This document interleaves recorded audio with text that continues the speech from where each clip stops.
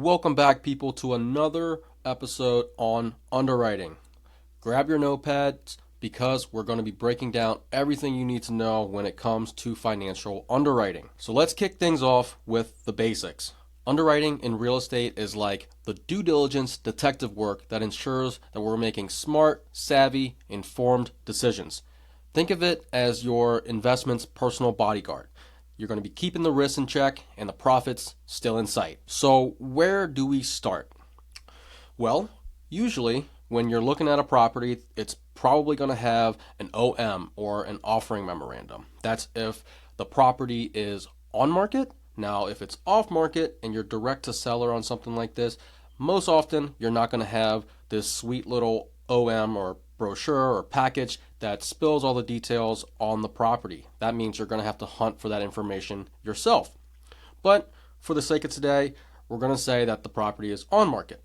So what the hell is an OM? I did another video or another podcast on what an OM is. I'll refer to that in the show notes. But the document is essentially like a resume for your property. It's going to lay out all of the juicy details like the rent roll, the income statements, the financial projections, tenant information, etc. The whole fucking nine. Ideally, you've done a little bit of a preliminary pro forma analysis in your pre-due diligence phase. But as we dive into the due diligence phase, it's time for you to gather more detailed financial info from the seller so that you can get concrete financing terms from your lender and sharpen up your own pro forma. So the first thing you want to do is you want to dissect the income statement and the T12 or the trailing 12 months report. We're going to want to make sure that the gross revenues match up with the rent rolls and the leases. Questions you want to ask yourself, are the revenues trending up or are they trending down? What about the expenses? Are they steady or are there big unexpected costs that are popping up?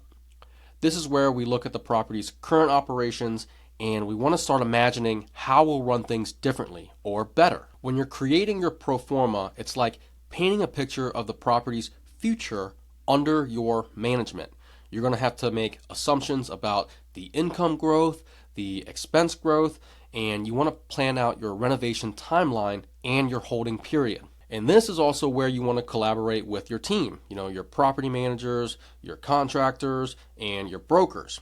They're going to help you refine your assumptions and make sure you're not missing anything major. So as we're talking about renovations, we want to make sure we understand what the condition of the property is. We want to look at the roof, the HVAC systems or interior finishes, and we're going to want to estimate the cost for any current necessary repairs or upgrades. For example, if you're dealing with a flat roof that's nearing the end of its lifespan, you'll want to budget around, call it $5, maybe $7 a square foot for replacement. Now, if you have a 100,000 square foot roof, you're looking at $500,000 to $700,000. The same is going to go for your HVAC systems or your TI allowances or your other capital expenditures. You want to put a figure to those items to figure out what you are realistically going to be dishing out in order to fix this property up.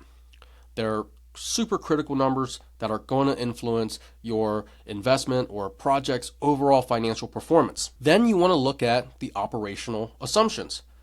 What is the expected vacancy during and after your renovations? When you take it over, what is that vacancy going to be at?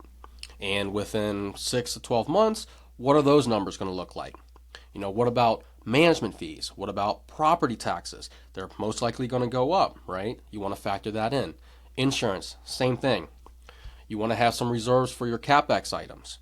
You want to base these numbers on the T12 or the market averages and maybe throw in a little bit of conservatism to account for any surprises down the road. So once you have all this information, you can finally start calculating your offer price.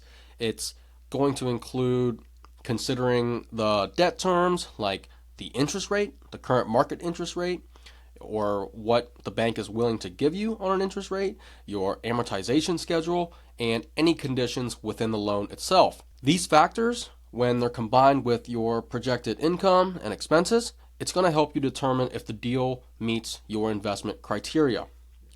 Personally, I aim for anything on a cash on cash return of 15% or higher day one, and hopefully that number increases over the lifespan of the deal. When you're dealing with investors, they're going to be looking at IRR. What is the market IRR for properties like this or projects like this? From what I'm seeing, a lot of operators out there are offering 14% IRR and higher. Remember, you want to underpromise and over-deliver. And lastly, we want to do a stress test.